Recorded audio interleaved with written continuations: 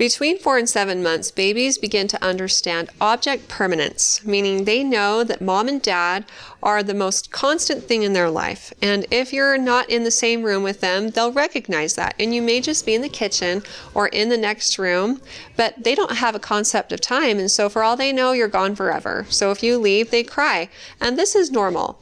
And actual separation anxiety usually starts for most babies between 8 months of age and their first birthday. And this is when they may have a really hard time being apart from mom or dad. And so it's normal. It's a normal part of development, and you can take comfort in the fact that they have a healthy bond with you.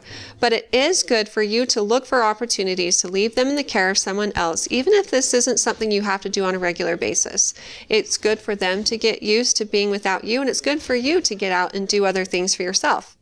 If you do anticipate having to leave your baby with someone on a regular basis, like if you're going back to work or something, try to do it before your baby's 8 months of age, because 8 months to a year is when they become most aware of it, and it will make it a little bit harder.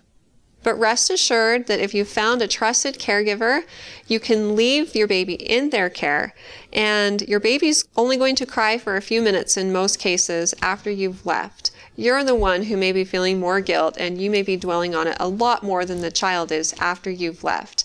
It's important to develop a ritual when you're leaving your baby with someone, something that's calming and comforting, and have confidence in your child when you talk to them. Use positive expressions and a happy voice, and tell them that you'll be coming back. And they will learn to trust you as you do that time and time again. And on the other end of things, after you've left, distraction is key. So if there are comforting items that you can leave with the caregiver so that they can use those as distraction methods after you've left, that may help the transition go a little more smoothly. And if at all possible, try to not leave your baby with someone when they're really tired or really hungry, because all of their emotions are just heightened at those times anyway. Look for opportunities between the ages of 4 and 7 months and beyond to let your baby learn that you're going to come back. And you can just do this at home. You don't even have to leave them in the care of someone else. But just leave them after they've been fed and changed and loved. You can leave them in like a playpen or a safe contained area while you go in another room and maybe fold some laundry or do some dishes, but you can still keep an eye on them. They may cry for a couple of minutes when they can't see you, but it's even better if you can see them so that you know that they're okay. Let them cry for a couple of minutes and learn how to self-soothe and to distract themselves and to move on from the fact that they're anxious about you not being there. And just as I said earlier about coming back after you leave them in the care of someone else, they'll begin to learn that when you leave the room, you come back. And they only learn this through experience. If you feel like you have a newborn that's struggling with separation anxiety, it isn't due to traditional separation anxiety, but it is normal for a baby to cry when you place them down because they love you. They want you to hold them, and it's comforting to them. But it's not realistic to hold your baby all the time. There are some things that you have to get done. So you have a couple of options. One is, just like I said before, feeding, changing, loving them, and putting them in like a playpen in the same room that you're in while you get a few things done. If they cry and you know that they're just crying because they want you, then it's okay to let them cry while you finish up the things that you need to attend to. You also have the option of using wraps or wearing your baby, as a lot of people put it.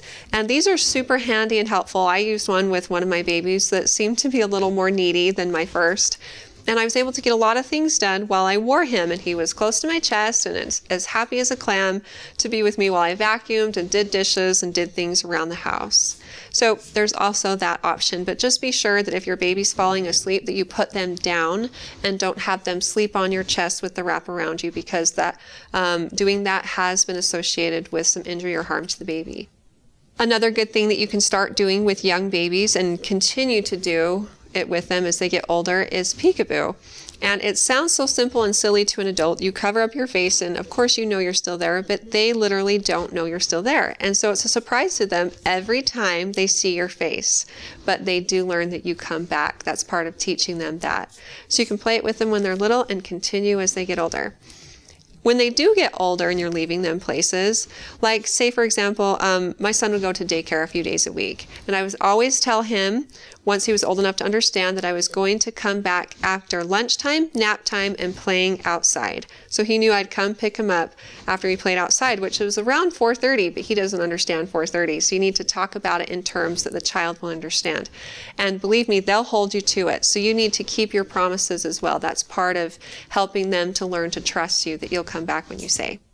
If you have more specific questions or concerns about it, or you've noticed that your child is having nightmares or just full-on meltdowns no matter what you're doing when you leave, or they seem to be disturbed about being left with certain people, then you should investigate. And under some circumstances, like if they're having nightmares or you're noticing behavioral changes, talk with your pediatrician and they can ask you more specific questions, and based on their knowledge of your circumstances, give you tailored information and advice about it. If you have more questions in the future for me, feel free to ask them on our Facebook page at facebook.com/Intermountain Moms, and recommend us to your friends and family too.